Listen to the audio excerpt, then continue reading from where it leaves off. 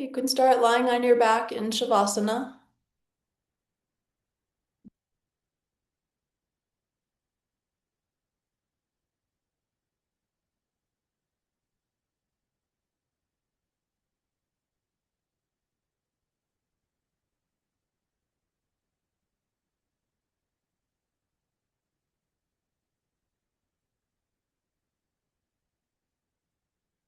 And so we begin, as we always do, by not doing anything, just settling into a state of being, human being.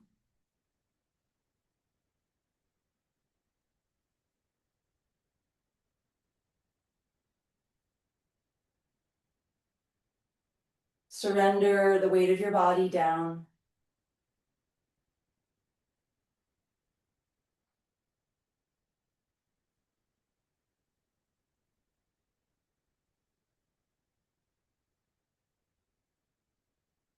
And just notice how you've landed. You can kind of scan your body to sense where you connect to the earth.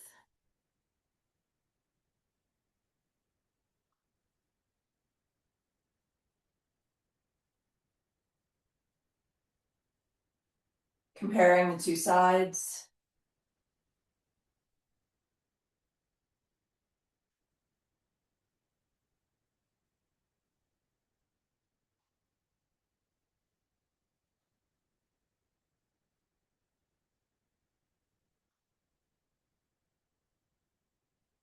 And notice the river of breath.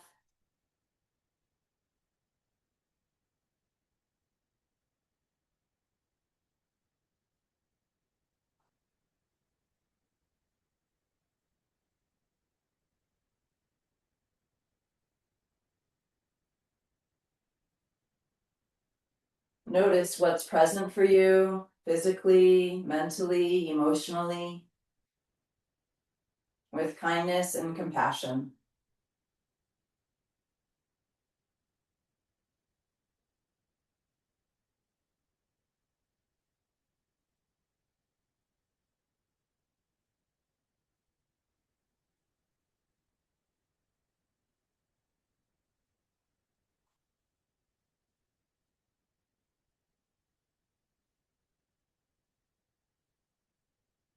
And let's notice in particular now the inner seams of the legs, from the inner thighs all the way down to the inner ankles.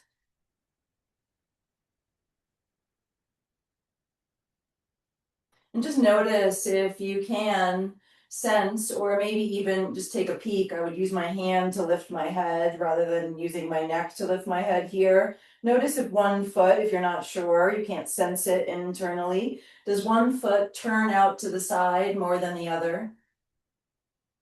You might be able to just feel which part of the edges of the heels connect to the floor and get an idea that way. Kind of same idea here. Are the knees pointing out symmetrically, or does one knee turn out more than the other?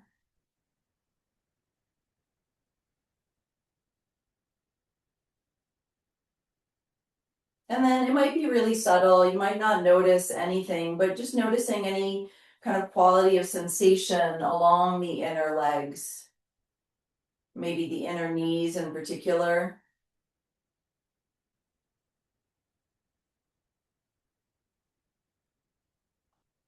Maybe there's nothing and you're just focusing your awareness there, just to kind of make friends with your body and get a little more intimate with what's present.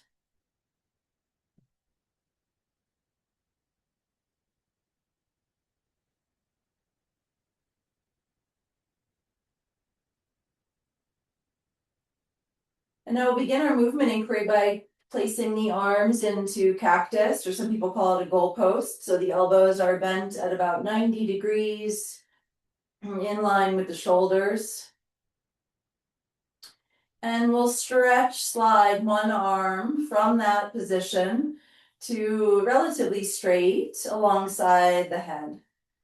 Let's do the movement on the inhale and then exhale, slide the arm back to center. That's it. So not lifting the arm and then straightening it. See if you can maintain contact with the floor as you straighten the leg. Now your shoulder might prevent that contact. So in that case, you can lift if you need to. There might just be like a sticky spot where you can slide, but then you kind of get stuck and you can kind of go like up around a speed bump, so to speak, and then stretch through the arm. So we're alternating here. As you inhale, slide one arm. Maybe it's directly, maybe it's right alongside the ear. Maybe that's uncomfortable for your shoulder. In that case, you can go a bit out wider, more at a diagonal. So we're not really avoiding discomfort, but we're avoiding any kind of sharp shooting. All of a sudden, you know your body best.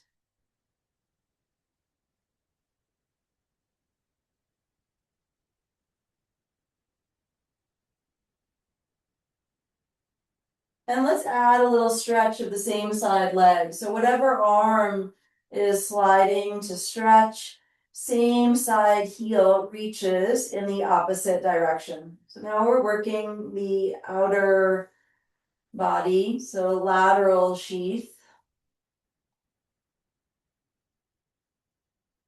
Pushing through the heel, you can get a little internal rotation of the leg as you reach through it. That inner thigh can rotate down a little bit.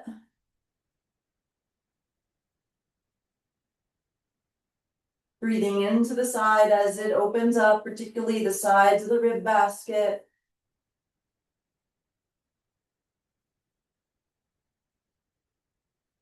For some of us, the lateral sheath, this outer seam of the body, is really tight, kind of like a guardrail, protective. So if we start from the lateral sheath, which we really often do in this class, this can help create room for greater release throughout the practice.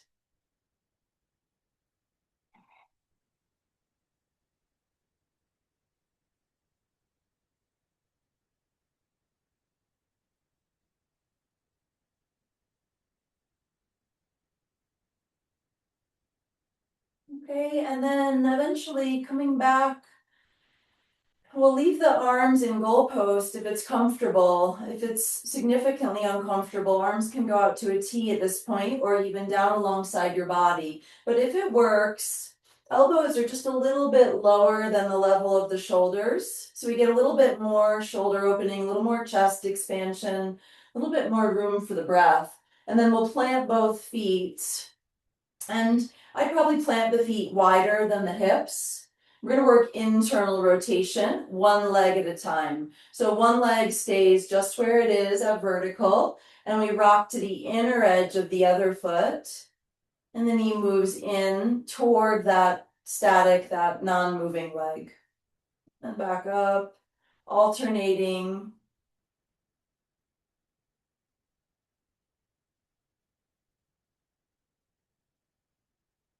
So you can be really loose and relaxed with this, just letting the leg drop and staying relaxed, or you can be more active and intentional with it, pushing the inner edge of the foot into the ground and kind of reaching the knee away from you. So this hip will lift up.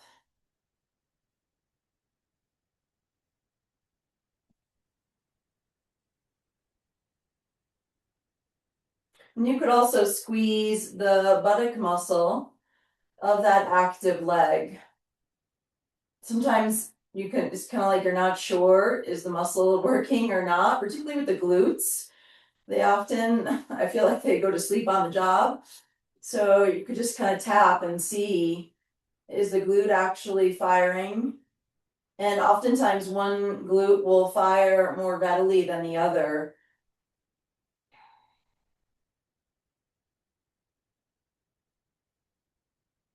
So we're just noticing what's present, noticing our habits without any judgment, without any negative commentary. If that's arising, you just notice that too.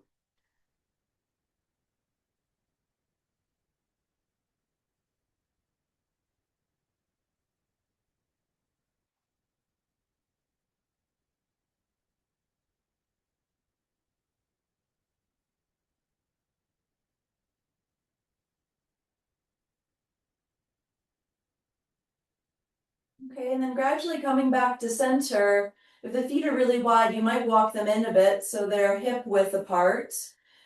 And now let's interlace the hands underneath the head.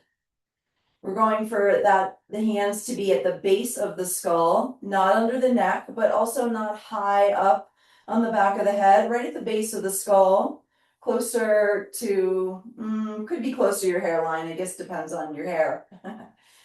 For our spinal wave, our spinal undulation. So with your inhalation, create that gap between lower spine and the floor. This is spinal extension.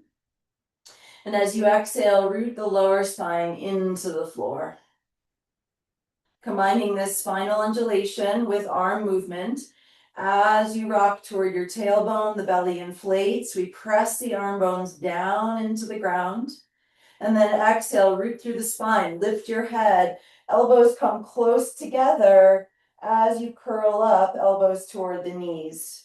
Following your breath, expanding through the front body on the inhale, broadening through the back as you curl up with exhale.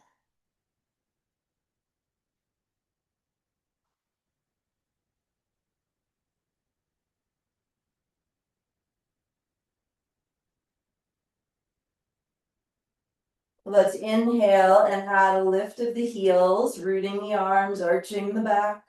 So we rock to the toe mounds and the toes. And then when you exhale and curl up, rock to your heels. You can kind of dig the heels into the ground, lifting toes, lifting soles.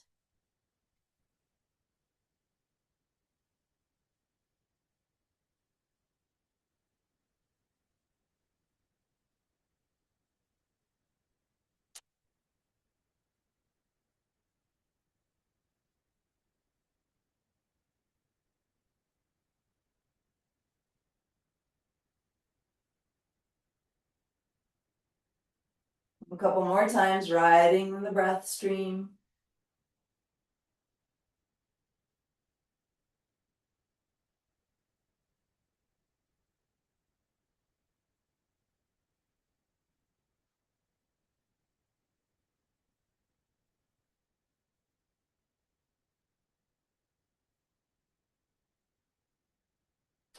And then eventually you can release your head down and slide the legs out straight and bring your arms down by your sides.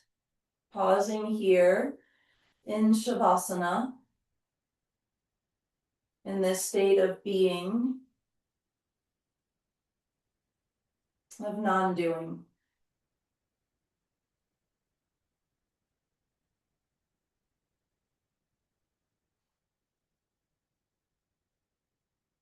Next, we'll explore the Baddha Konasana slide.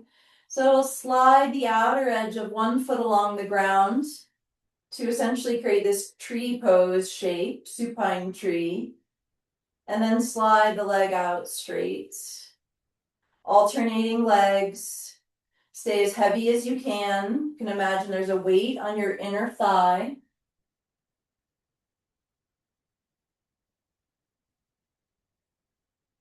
Now let's have the foot brush the straight leg on the way up and on the way down.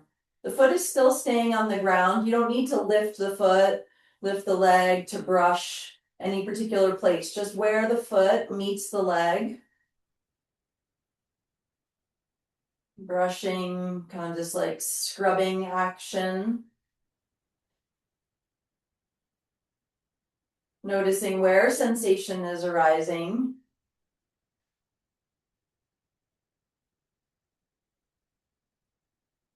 And maybe a little extra awareness on sensation in the inner leg, inner thigh.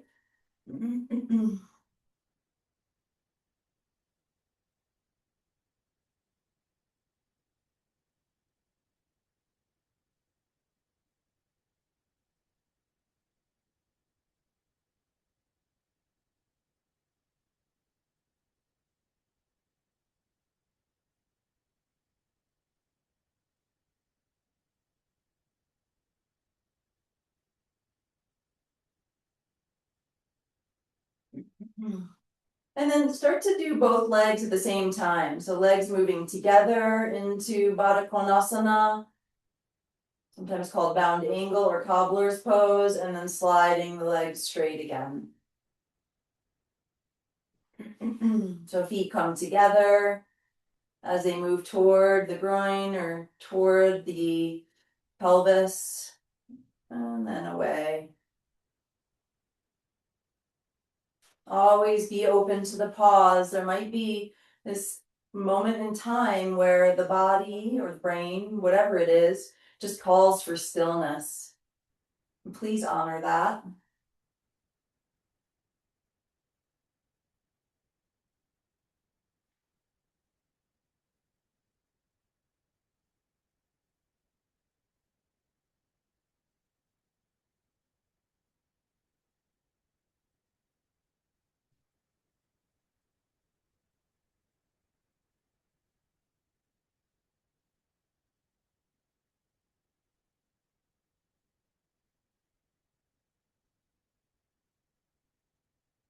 The next time the legs are straight, whenever that is for you, let them stay there.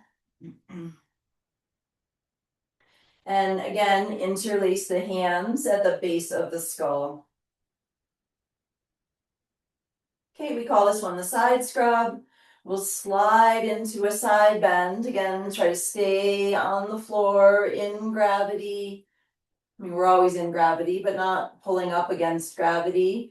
Sliding back through to center and then over to the other side. I like to do this one on the inhale so I can breathe into the side body.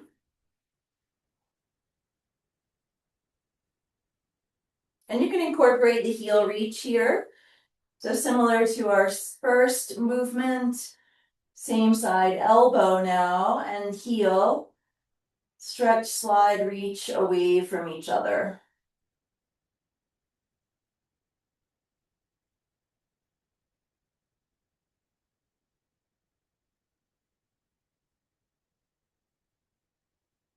If you're feeling this as compression, discomfort in your lower back, try bringing that side of the abdominal wall down toward the floor.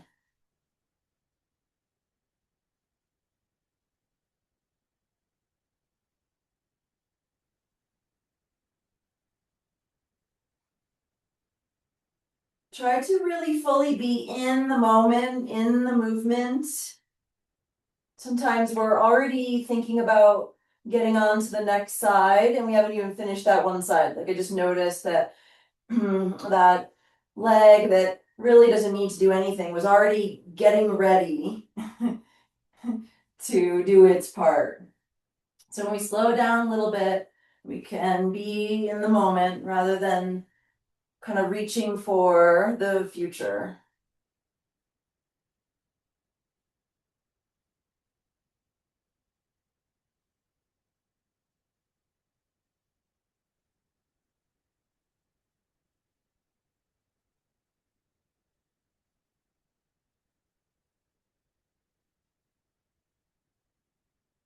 Gradually making your way back to center.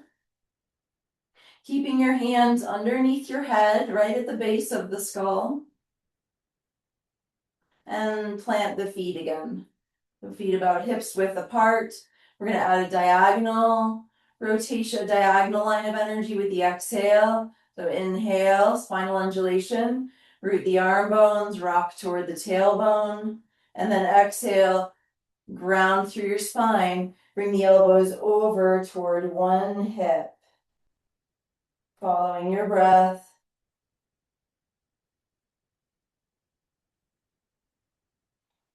Alternating the hip you're reaching to each time you come up. And you can really vary the angle here. So there's not just one angle. Further across the midline, toward the outer hip, toward the middle of the hip, toward the inner thigh.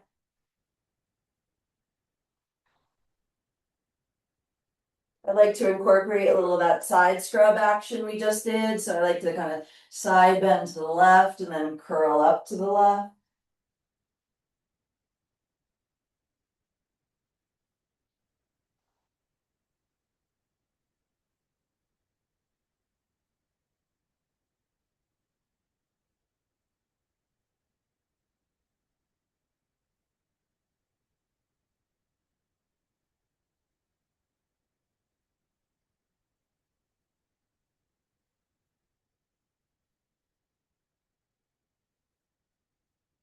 About one more round. Slow, steady breath, slow, conscious movement.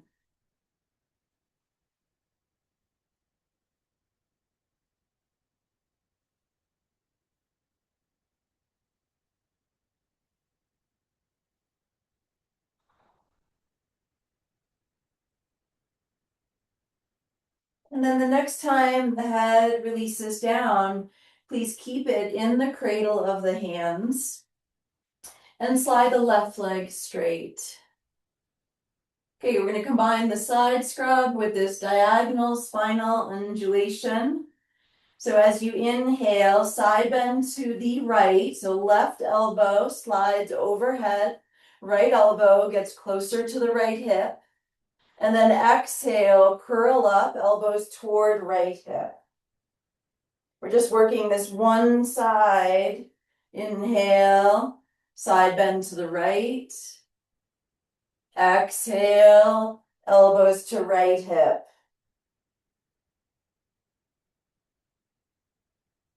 You're going to have that heel reach. So left elbow and left heel reach away from each other with the inhale, and then curling up to the right with the exhale.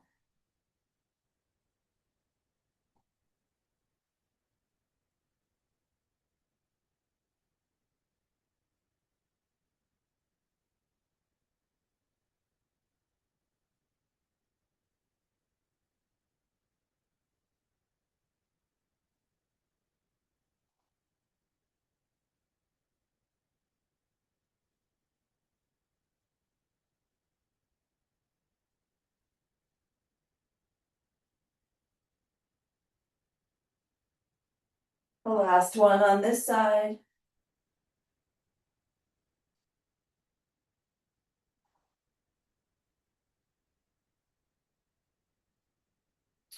And then eventually here, when it fits into your flow, fits into your schedule, you can plant your left foot, straighten your right leg. And now we side bend to the left, sliding, gliding. And then exhale, curl up, elbows, reach for left hip.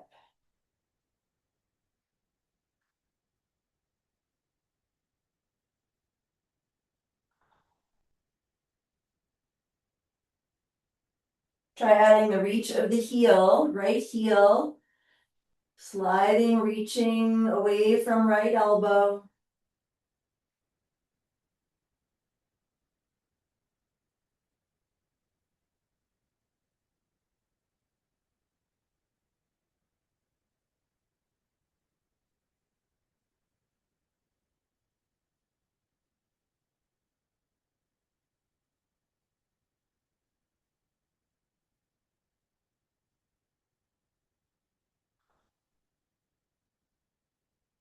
Couple more times.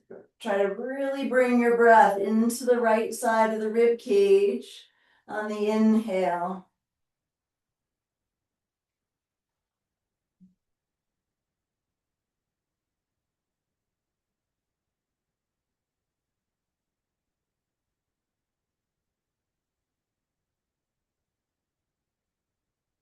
And from here, release all the way into Shavasana.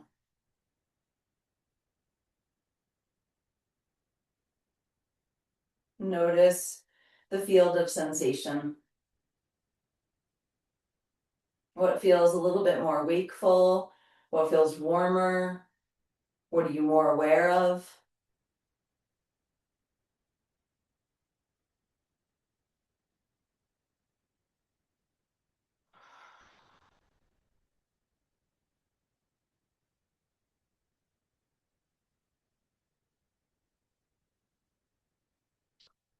Okay, if the goalpost or the cactus arm shape works for you, place your arms in that position again. If not, you can take arms out to T. And let's bring the legs into Baddha Konasana. So soles of the feet together and knees are apart. We're going to try to go wicked slow to end up with the feet flat and the knees together. Okay. So we'll begin here. We're going to try to take a minute or two.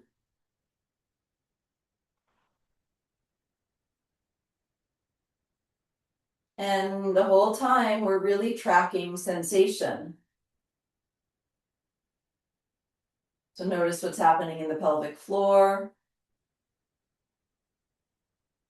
And notice what's happening in the lower back, the inner thighs, the outer hips, the mind, the breath.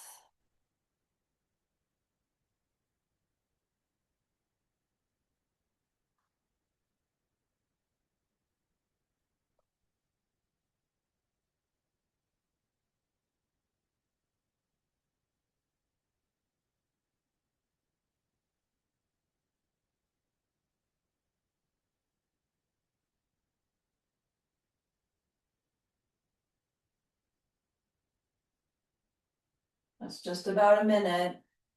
If your legs have closed or closed a long time ago, try again if you like, and see if you can go slower, noticing trembling. If you're getting pain versus discomfort, you can try drawing up on the pelvic floor. You could try pressing your lower back down so you have more support, more stability. But if you don't need to, you don't need to.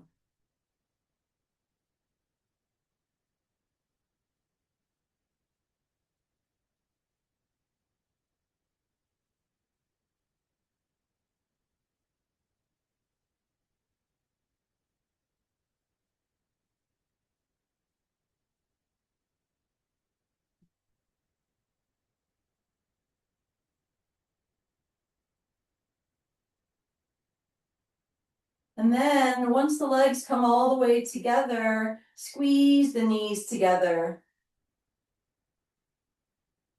Just hold that engagement for a moment or three.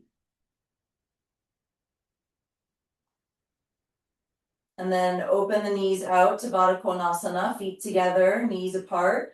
Interlace your hands at the base of your skull.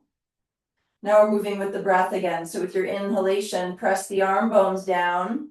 Find a little back bend through the spine. You can even stretch the inner knees away from each other with in-breath. And then exhale, lower back roots, knees squeeze together, elbows squeeze together, and we're peeling the upper back off the floor. Opening away from the midline with the inhale, bring the feet all the way together. Breath down below the navel. And then exhale, feet get flat. Really squeeze the knees together and curl up. Find your rhythm here a few more times.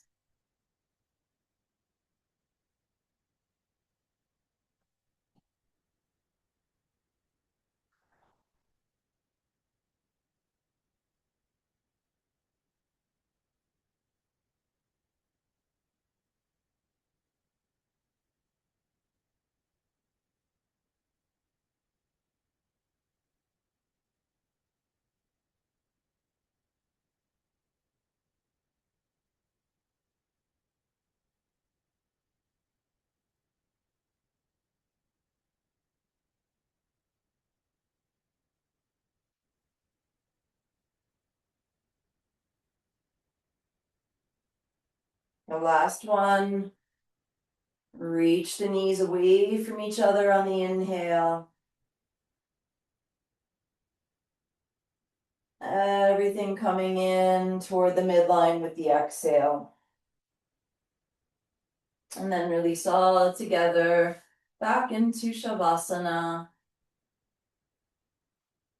Noticing the inner landscape.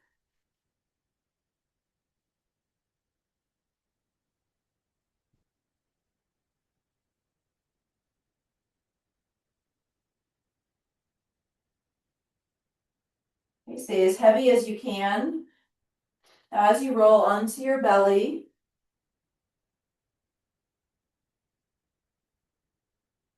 stack your hands. Rest your forehead on your hands. Elbows are wide here. We're not in a sphinx at all. Let the shoulders drop. And then tuck your toes under, walk your toes closer to your knees, and push back through your heels.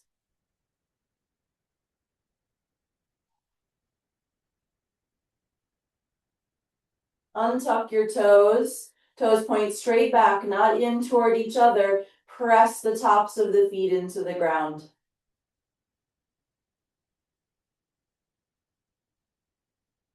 Tuck the toes under, walk them toward the knees. Try to get each toe to root the same way, or notice if one foot feels really different than the other, surface connection. Try to even it out so we're not accommodating too much our asymmetries. Drive back through the heels. Untuck the toes, press tops of the feet down.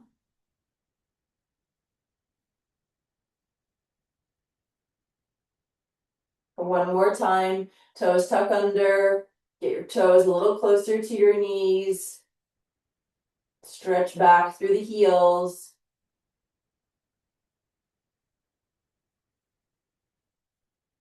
And then untuck and press tops of the feet into the ground.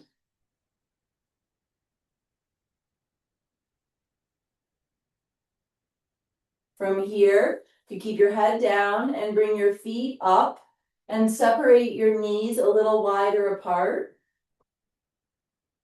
We're going to bring one foot to the inner ankle, the other foot obviously, and brush down to the inner knee, and then brush back up. Alternating. So the leg that's being brushed doesn't need to stay vertical. You can let that foot drop out to the side. That's internal rotation of the hip.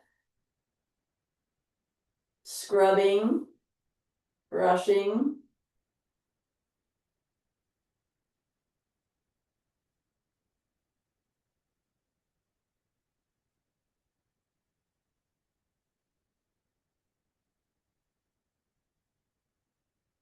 Feeling more than doing.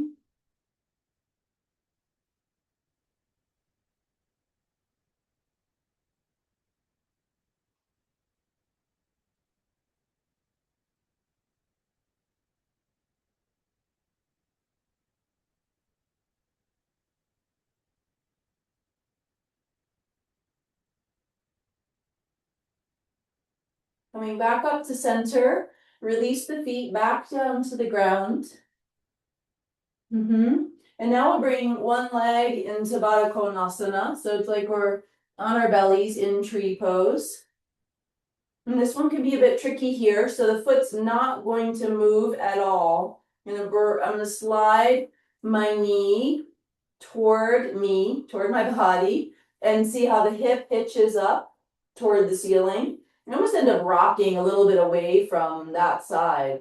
And then slide your knee back to where it was in the beginning.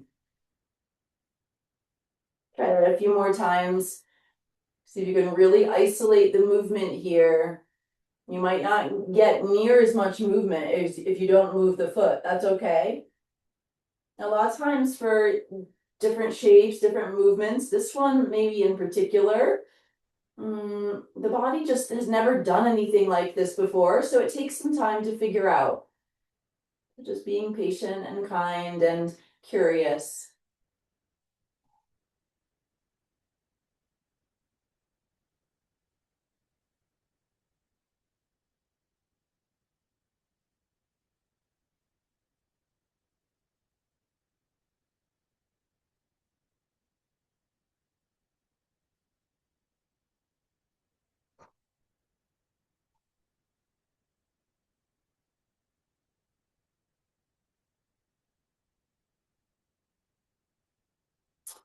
And now the next time you slide the knee kind of further away from you, so the inner thigh gets a little closer to the floor, and the hip isn't hitched up anymore. We're gonna add a side bend here. So if it's your right knee that's bent, we're gonna take a side bend over to the right, So I get a little lift and shift action of the torso. And hands are staying stacked here, shoulders are relaxed. You could rest your cheek or your forehead on your hands. Tuck straight leg toes under and push through the heel. So we have once again this outer body, this lateral sheath elongation from heel to elbow.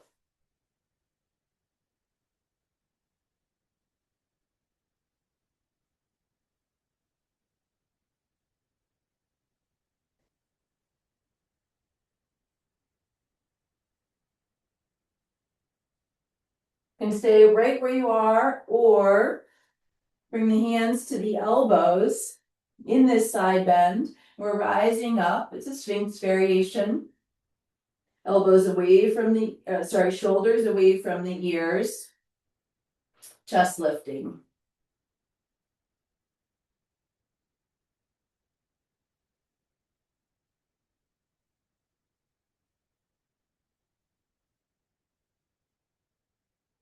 Last couple breaths here. Head is in line with the rest of the spine, so we want to avoid dropping the head, but we also want to avoid really lifting the chin and crunching the neck, the back of the neck.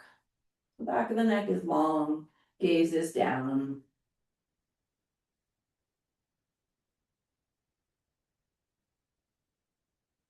And then lowering down, upper body back to center.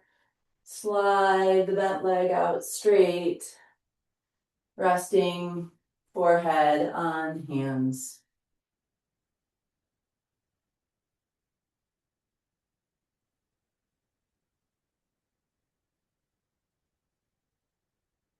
Okay, second side. Knee out to the side like tree pose, Baddha Konasana. Slide your knee toward you, hip pitches up toward the ceiling. Slide your knee away from you, back to where it started. Foot's not moving at all.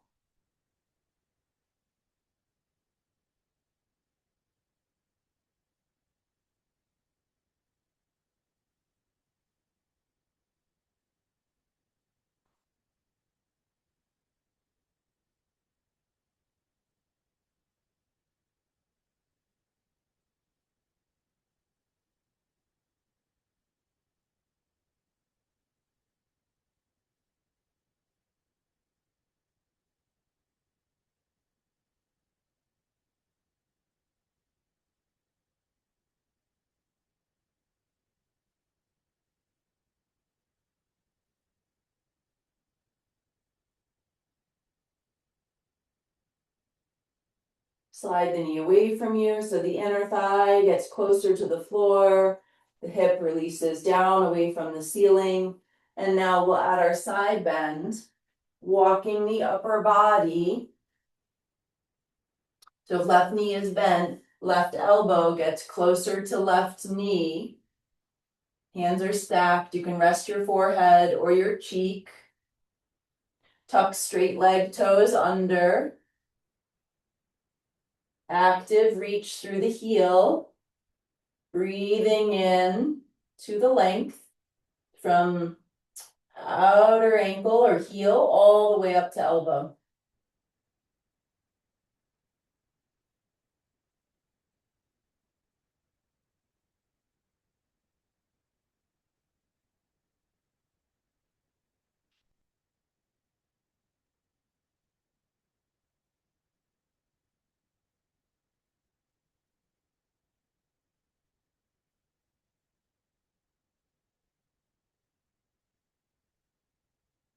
Stay right where you are, or we add spinal extension, we add a back bend.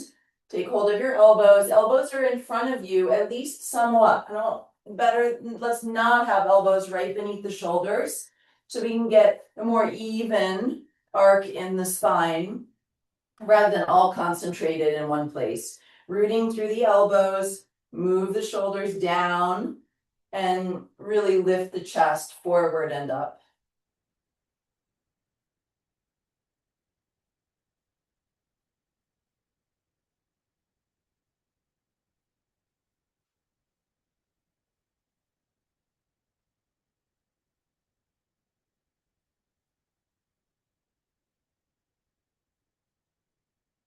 And then as you lower, you can slide the legs straight. Bring the upper body back to center. Stack the hands, rest the head.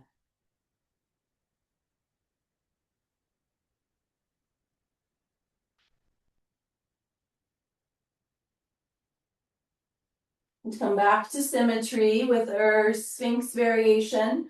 Tuck the toes under, both feet now. Take hold of your elbows. Reach through your heels. Root through your forearms. Neck is in line with the rest of the spine. We're not dropping the head. We're not crunching the back of the neck. So gaze is probably down and out in front of you. Try engaging glute muscles and drawing up on the pelvic floor. Mula Bandha, the root seal.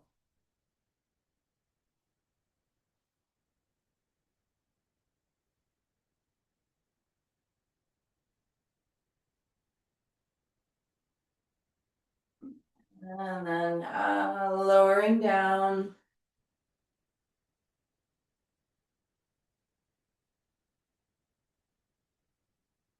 Okay, from here, you can roll onto your side. Bottom arm is a pillow. Let's start with straight arms, straight legs. Take hold of your top wrist with your bottom hand. Fully release the weight of your head and stretch. Tug on your wrist. Reach through your heel, especially top heel.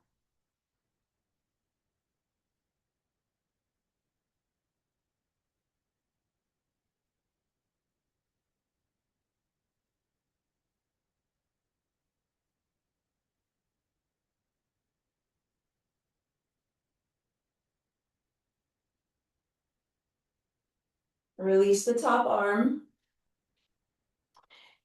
If it works for your setup, use the back edge of your mat as a guide. So the back edge of your mat aligning with your sacrum and the back of your skull. So for most of us, we tend to kind of be a little bit too far forward here for ideal alignment. So you can just have your hand on the back of your skull and line that up with the back edge of your mat, and same with your sacrum. Okay, and then if you want to bend your bottom elbow instead, you can. Just try not to bring the head forward. Okay, we're gonna do a little sideline spinal undulation here. So top arm and top leg stretch away from each other. Arm alongside the ear. Maybe going back behind you. That top leg could go a little bit back behind you. And then exhale, bring the elbow and the knee in toward each other, out in front of you. That's it. Inhaling, stretching through the front body. And exhaling, curling in.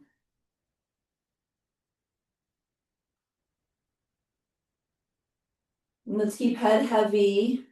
Head's not moving, head staying in line with the rest of the spine. Well, sort of, I guess. Head heavy.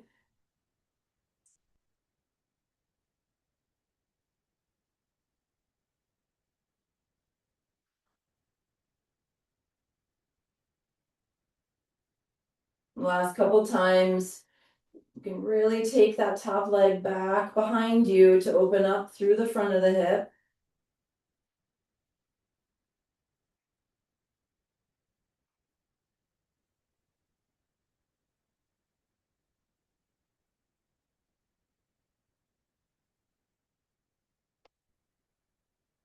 Okay, and then next time knee and elbow are in toward each other, you can just bring that hand down and bring the foot onto the bottom leg in tree pose, Vrikshasana.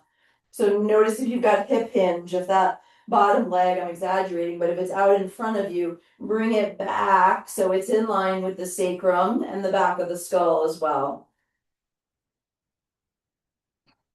And then you might just feel or look to see if this top hip is dropping back relative to the bottom hip. We want to try to stack the hips.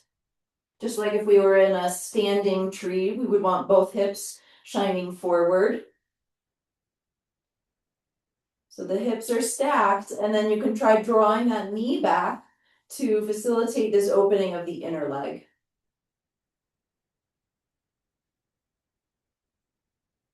Now make it more about your breath.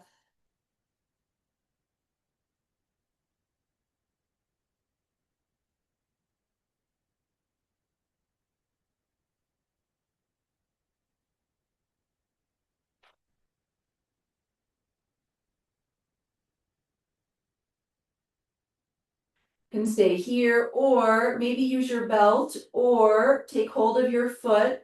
I like outer edge of the foot. You could take big toe, Anantasana. We're stretching up through the leg. So if you kind of round your shoulder or you have to bend your knee to reach your foot, then this would be a good time to grab your belt. Of course, the knee could be bent regardless. We're stretching through the legs. We're kind of plugging the head of this arm bone into the shoulder socket. And then checking in again with the hips. So it's very likely that this top hip is rolling or dropping back relative to the bottom hip. See if you can shift a little more to the front of the downside hip so the hips are stacked.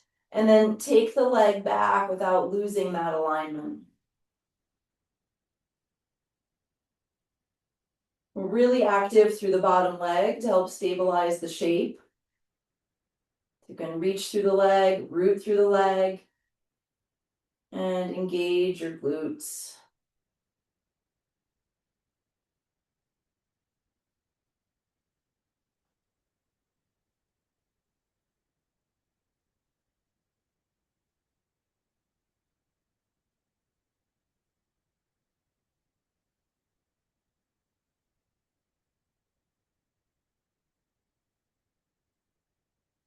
Release the foot or the belt. Bring your knees in toward your chest, out in front of you. And then extend your top leg out in front of you. So at this point, you can hold your foot with both hands or use the belt to make a connection. If your head doesn't come to rest on the floor, you could put a blanket or a little pillow underneath your head so the neck doesn't feel wonky. Some of you can tuck your head to rest on your bottom arm. So we're folding in, the thighs are stacked, and there's energy potentially through this leg. Push through the heel, flex the foot, squeeze the thigh.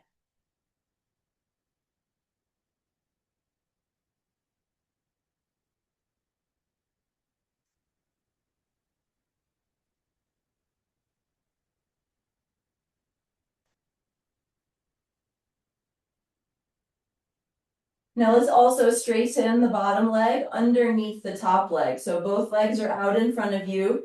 Both knees could be bent if you're feeling a lot of sensation in the backs of the knees. And again, or still, head could be resting potentially on the bottom arm. So we're folding the trunk closer to the legs.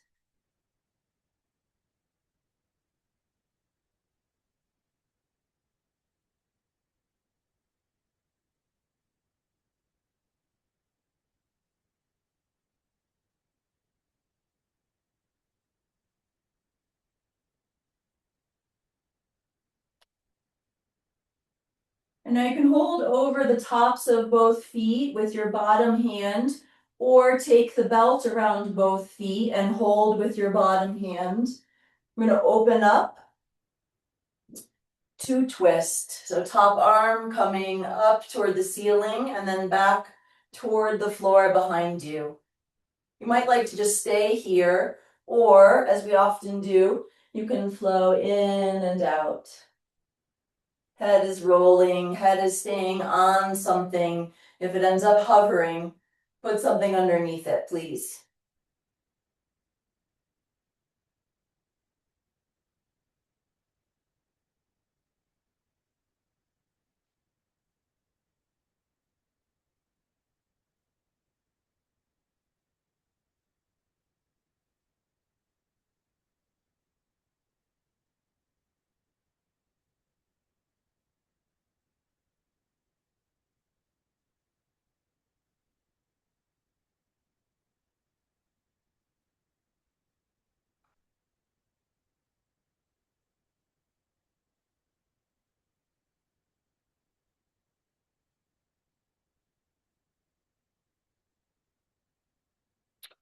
And then we'll come out of the twist, everybody, and bend your knees and just roll onto your other side.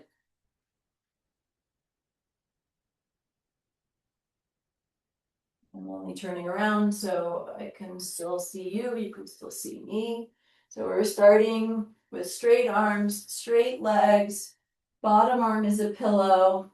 It's a long floor sequence today. And then right from the start here, if you want, you can align sacrum with the back edge of the mat, back of the skull with the back edge of the mat. And then we'll take hold of top wrist with bottom hand and tug and stretch through the leg, especially top leg. Head is heavy, really let it go.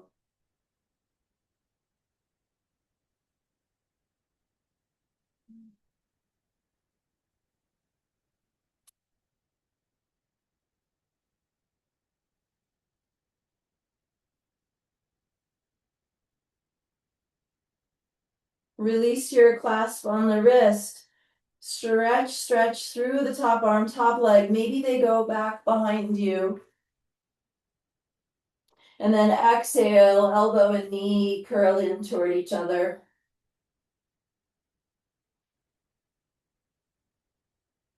Full breath in, long breath out. Take your time here.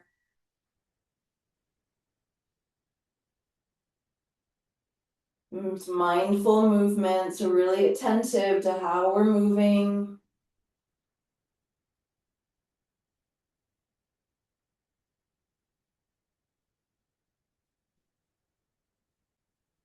How it's feeling, how we're breathing.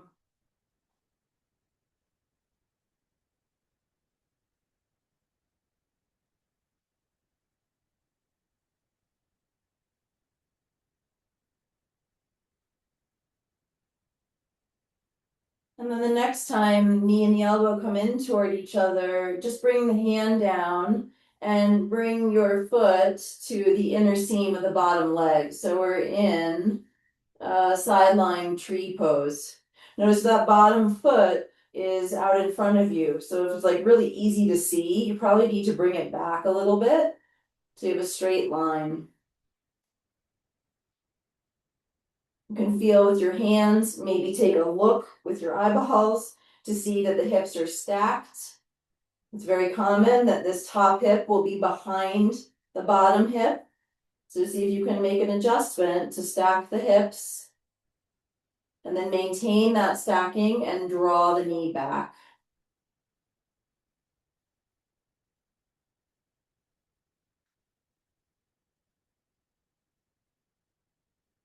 Watching and listening inwardly.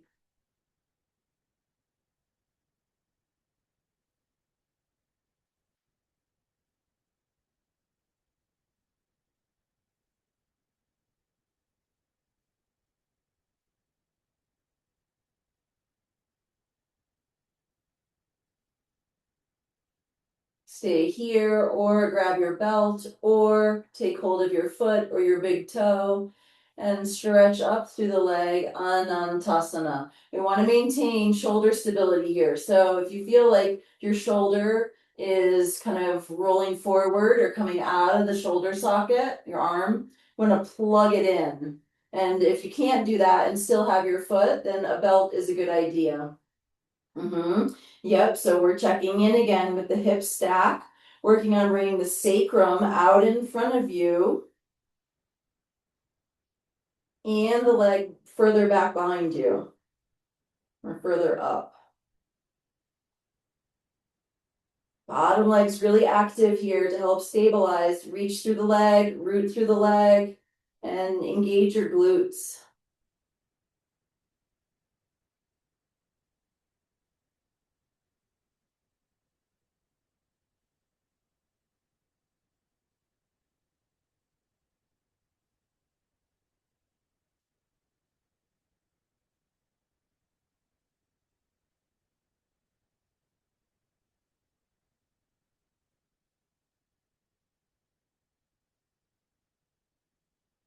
Release the foot and tuck the knees in toward the chest.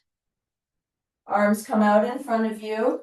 Here's where you might want to put a blanket or a little pillow underneath your head so the neck is aligned, shoulder doesn't feel crunched. And then we'll straighten the top leg out in front. So thighs are stacked. Maybe use a belt if you have to really round or compromise your alignment to get to the foot. So we still have the back of the head and the back of the sacrum aligned, just like we're using the back edge of the mat as a guide to maintain that alignment. And then if you want to fold in, of course, that will change. You can fold in a bit deeper.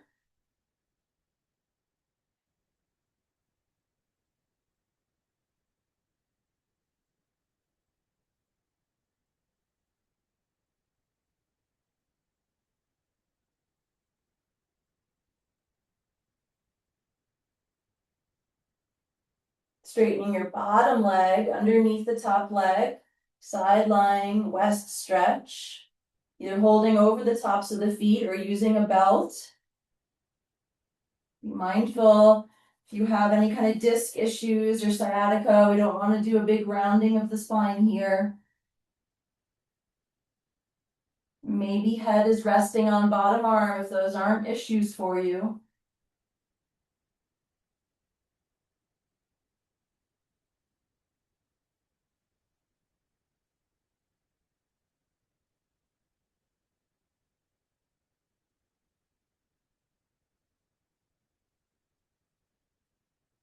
And now either holding the belt with the bottom hand, or if you're not using a belt, you could take your hand right over the tops of the feet. Stretch your top arm up toward the ceiling and then back behind you to twist. You might find more freedom, greater range of motion by flowing in and out rather than just staying from the start.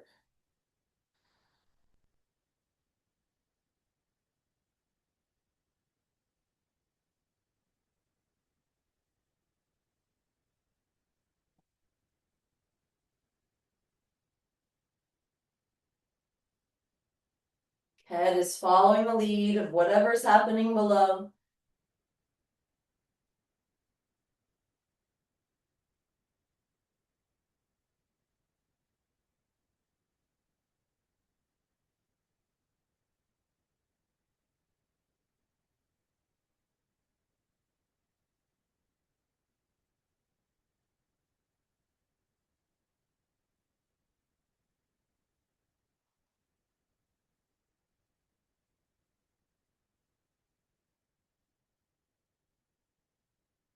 Eventually unwinding out of the twist and making your way onto your back.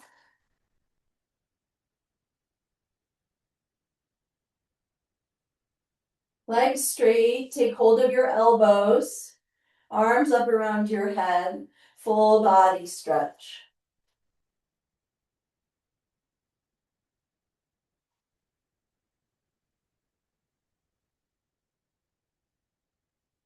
Stretch through inner legs, inner arms, outer legs, front body, back body.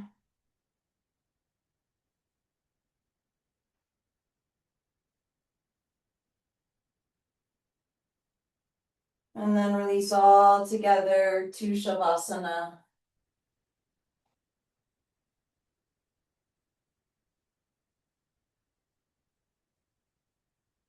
Watching and listening inwardly.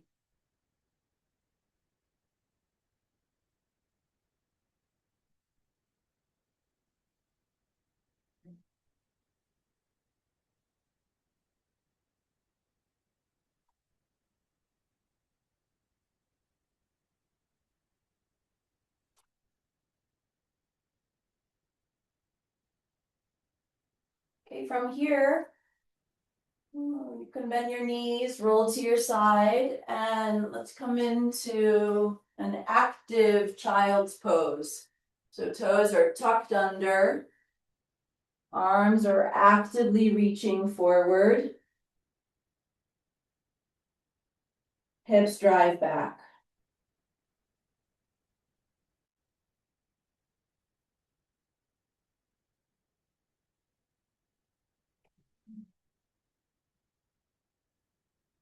Breathe into your back, stay here, a couple more breaths.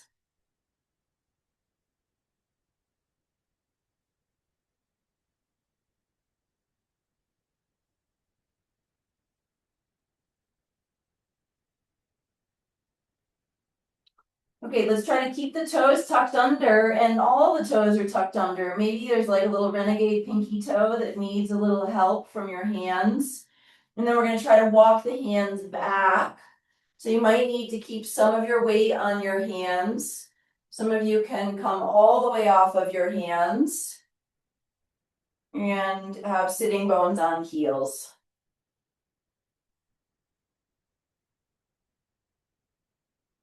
Breathe into the places of most resistance.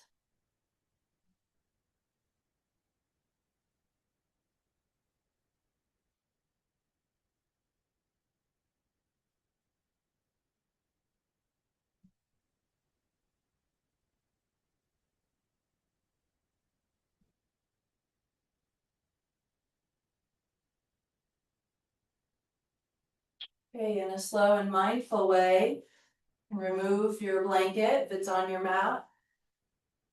Maybe take socks off.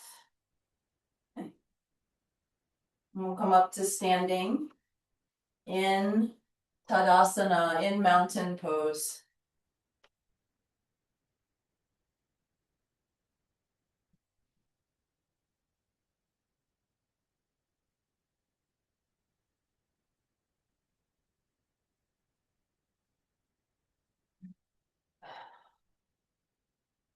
Okay, Vrikshasana, tree pose. So attending to the right foot and how it's connected to the floor. Spread the toes, let them be rooted on the ground. Root through the four corners of the foot. Come up onto left toes.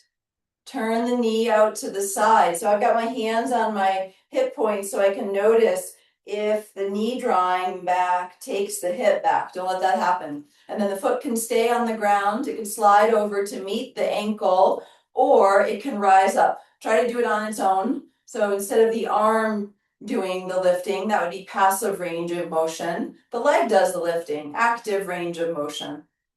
Kind of reach the knee down and draw it back without changing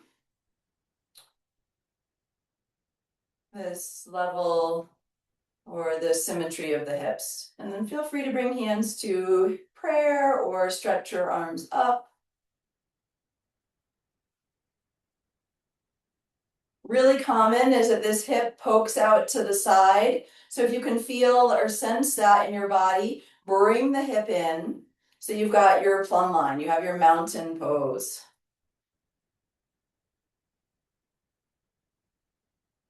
Engaging the standing leg glute is helpful, as is drawing up on the pelvic floor, Mula Bandha.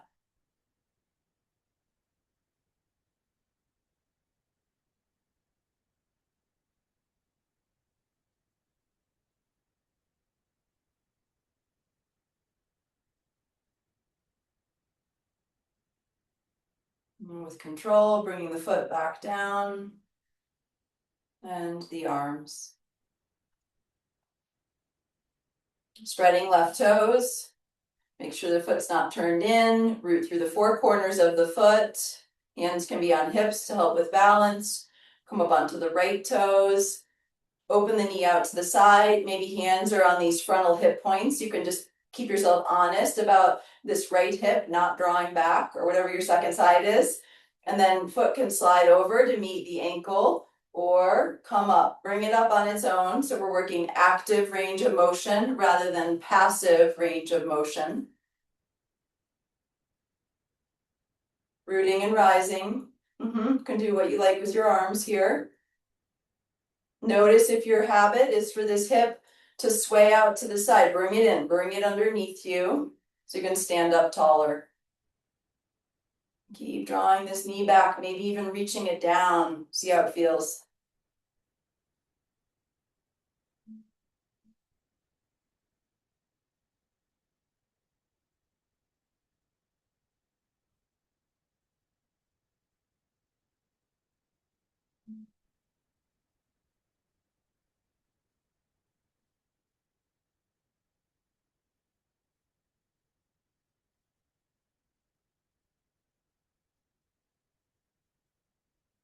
And calmly coming back to mountain pose. Okay, if you'd like to work with block, we're grabbing a block for triangle, Trikonasana. Yes, so we'll take a wide stance. We'll start with triangle on the right side. You can turn your right toes out. Make sure that they're straight on or turned out, not turned inward.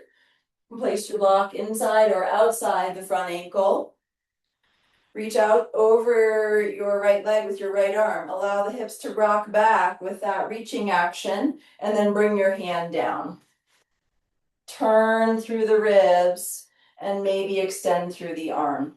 So we've got shoulder stuff going on. You can keep your hand on your hip. We're still rotating through the ribs to open the chest.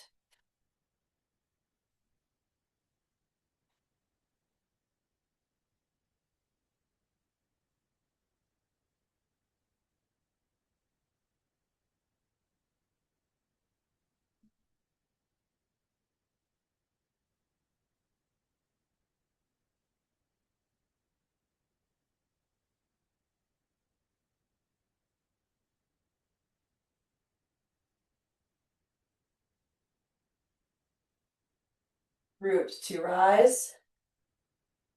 Let's stay on this side for Parshva Konasana, side angle. Now we bend the right knee. We want it to stack over the right ankle. Bring your hand down again. Turn through the ribs. Hand can stay on the hip.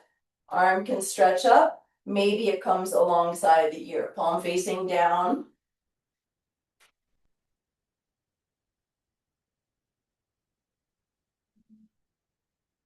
A lot of times I see like a halfway bent knee. See if you can really work to stack the knee over the ankle.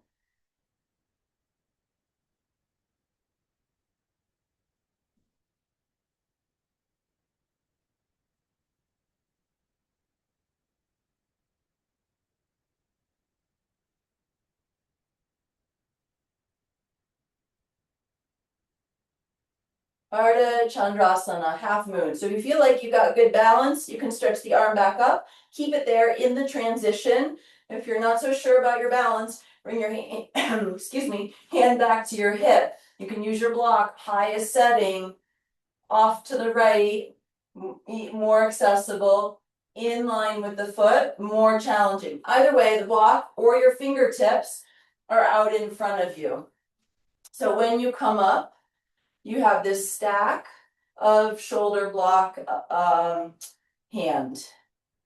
Okay, some of us have our hand down on the floor, but then we end up kind of rounding and collapsing and losing our balance. So the block is a tool, not a crutch. Elongate through this right side of the body. Roll the ribs up toward the ceiling. And there's energy through all the limbs. I'm actively reaching through all the limbs. Securing the big toe down. Can also engage Mula Bandha. Engage or draw up on the pelvic floor to help with stability. Head is in line with the rest of the spine. So if you let your head drop, that's going to affect the integrity of the whole pose.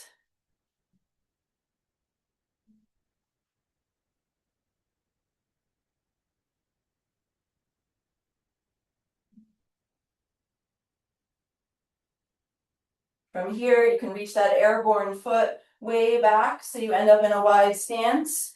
Coming up, pivoting for second side, starting with triangle.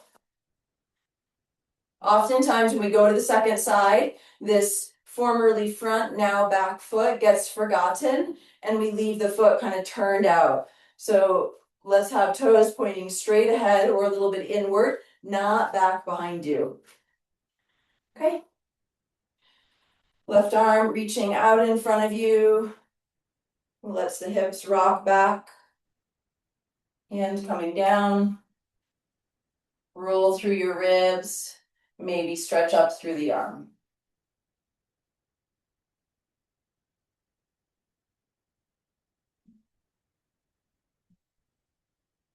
Back of the neck is long here, so we want to have the chin slightly in toward the chest.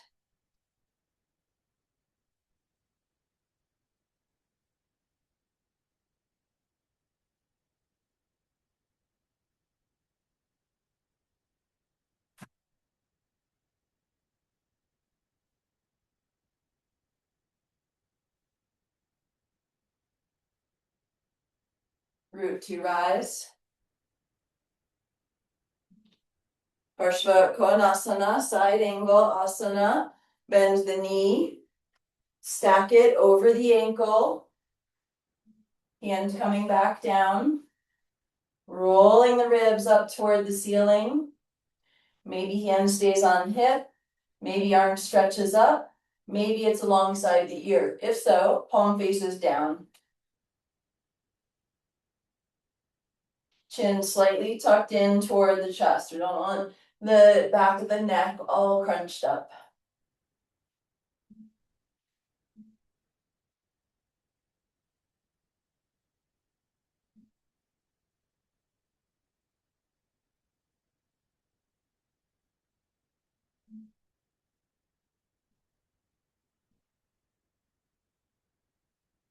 Okay, more of a challenge. Arm stays up toward the ceiling in your transition to half moon.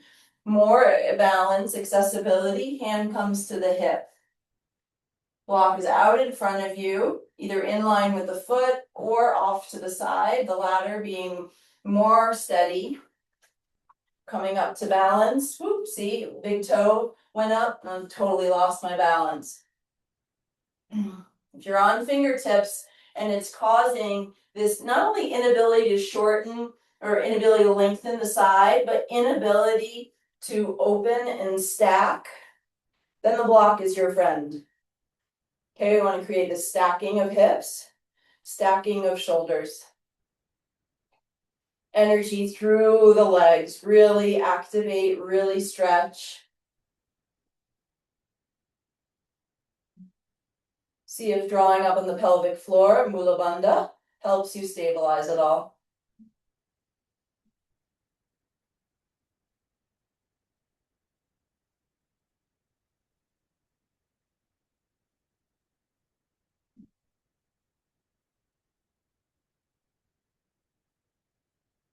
Take your time, reaching the airborne foot way back to land lightly with more control than I just demonstrated.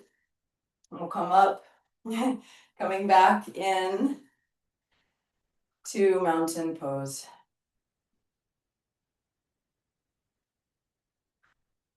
Be with your breath.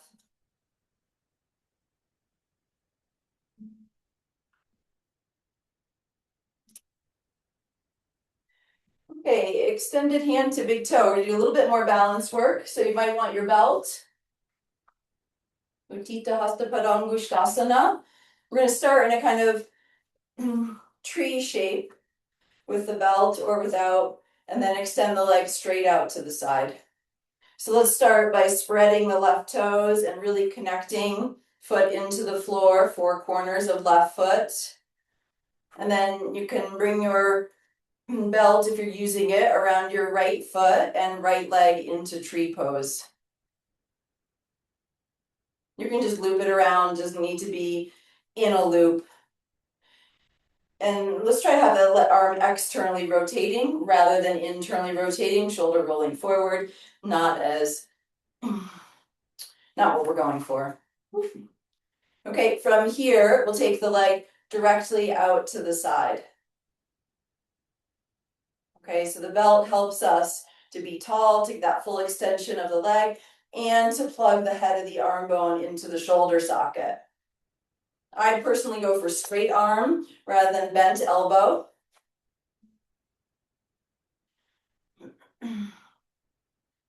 Turning opposite the outstretched leg, maybe looking that way as well. And here too, we tend to let the hip drop out. Yeah. So try to bring the hip underneath you and really lift up through the chest.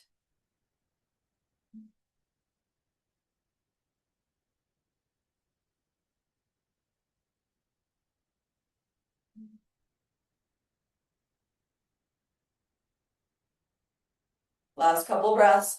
We're externally rotating the leg, inner thigh rotating outward, which allows the hip to drop down. If we internally rotate, the hip is hitching up here. And then releasing down. You could certainly be using a wall for support. I should have said that earlier, sorry. Okay, just getting ready for the second side. Try not to just launch right in. I'm going to make sure the right foot, the toes are spread. We've got the four corners of the foot grounding. And then if you're using a belt, it can just be like so. I like to use a loop with my foot and my hand in the loop. I just feel like it gives me a little bit more to work with here. So I'm starting in this kind of assisted tree pose. You could stay right here. Yeah. And then slowly taking the leg out to the side. Make sure the head of the arm bone is in the shoulder socket, not out, not rounding forward.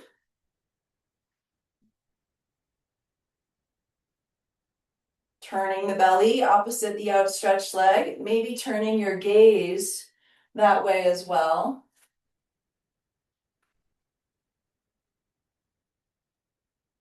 Hip is underneath you, not out to the side.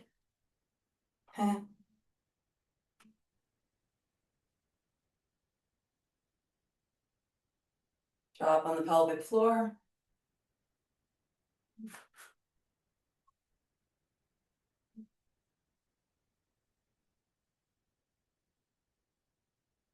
Leg is externally rotating. When you're just starting out, it's a lot to think about. You might not even hear everything I say. And as your practice grows and deepens, you can layer on more of these alignment cues. So no need to be overwhelmed. It's a practice, it's a process. And then calmly coming back to mountain Tadasana.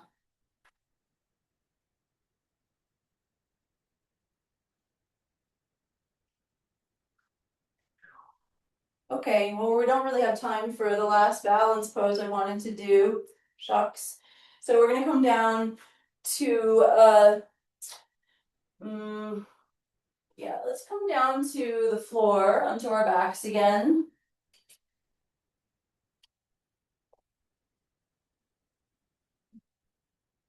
With the feet planted, about hips width apart.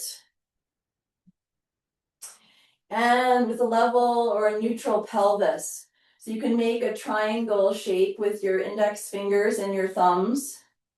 And I'm going to place that on top of the pelvis. So my index fingers are at my pubic bone. And it's really, for me anyway, like the heel of my hands, the sides of the heels of my hands are meeting the hip points.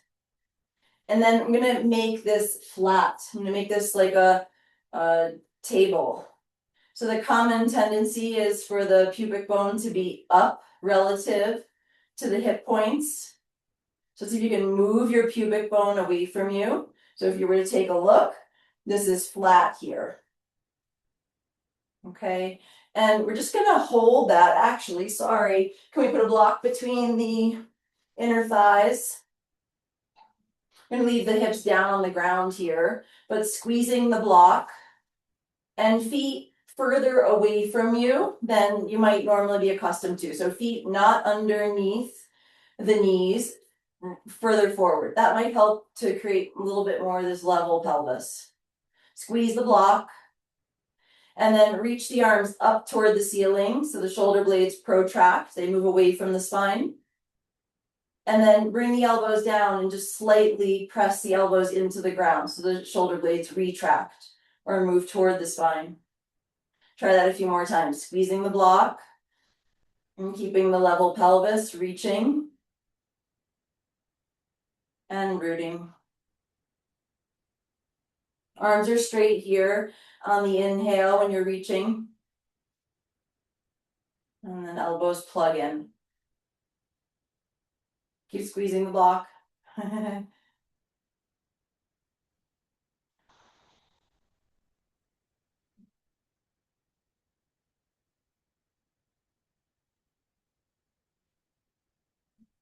One more time.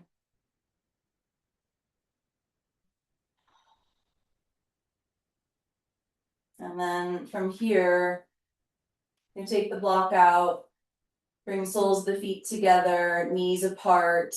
If you've got really tight inner thighs, you can put blocks underneath your thighs in Supta Baddha Konasana.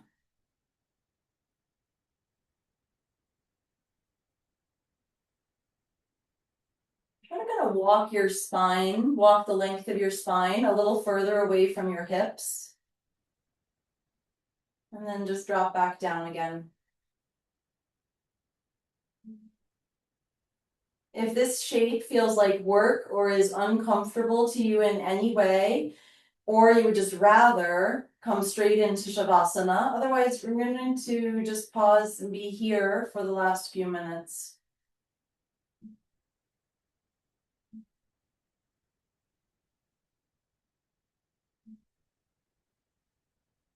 Just be with your breath.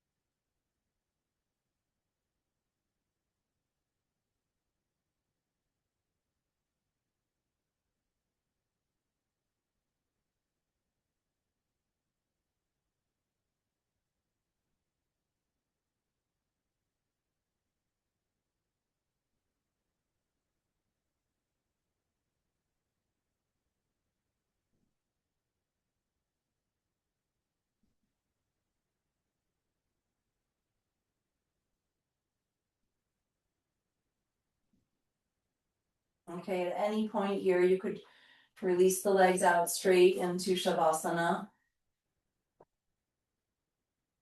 Or if you're feeling blissed out in reclined cobblers, you can stay there.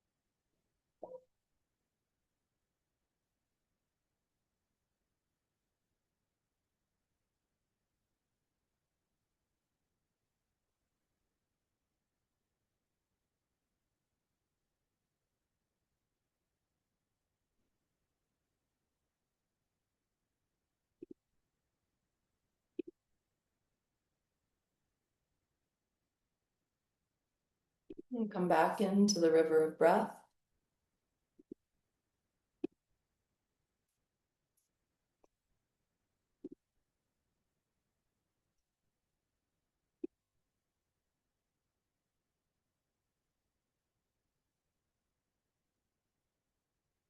And feel welcome to stay in Shavasana a bit longer,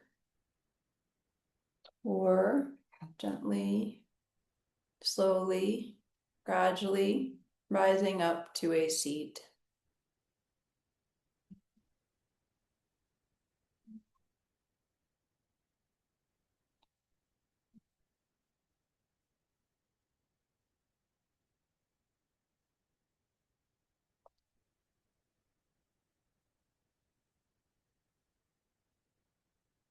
May we be grateful for this brand new day, for each and every day, for each and every breath.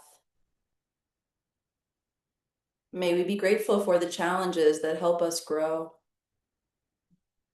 May we be grateful for all of the abundance and blessings in our lives. Om Shanti, Shanti, Shanti. Peace, peace, peace. Thank you.